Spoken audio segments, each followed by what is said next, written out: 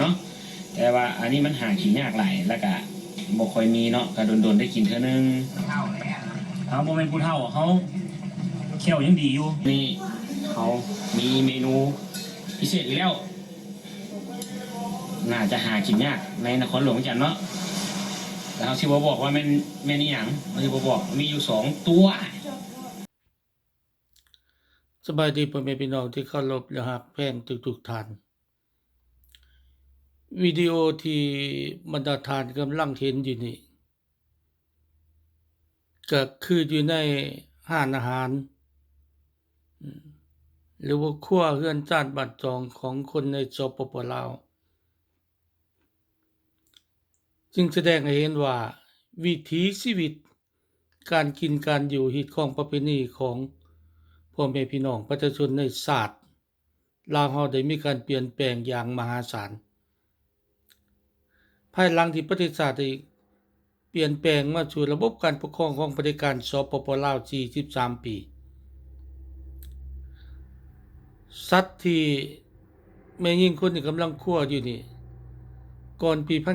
1975พ่อแม่พี่น้องประชาชนลาวเฮาบ่เคยเอามาเป็นอาหาร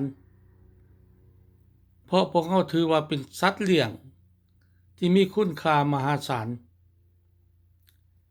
ที่มีผลประโยชน์ในแก่มนุษยชาติเฮาอย่างมากมายกายกองและกระจัดอยู่ในมั่งสัง10อย่างซึ่งวัฒนธรรมลาวเฮาห้ามกินแต่ภายใต้ระบบการปกครองเผด็จการสปป.ลาว43ปีพ่อแม่พี่น้องคนลาวเฮาในประเทศได้เอาสัตว์ประเภทนี้มาเป็นอาหาร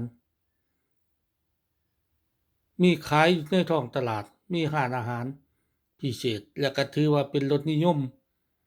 หากินได้ยากเพราะฉะนั้นในคำว่าหากินได้ยากบ่แม่นหายากย้อนราคาแพงถ้าพ่อแม่พี่น้องเฮาบ่มีเงินก็หากินยากอันนี้ความหมายที่ว่าหากินยาก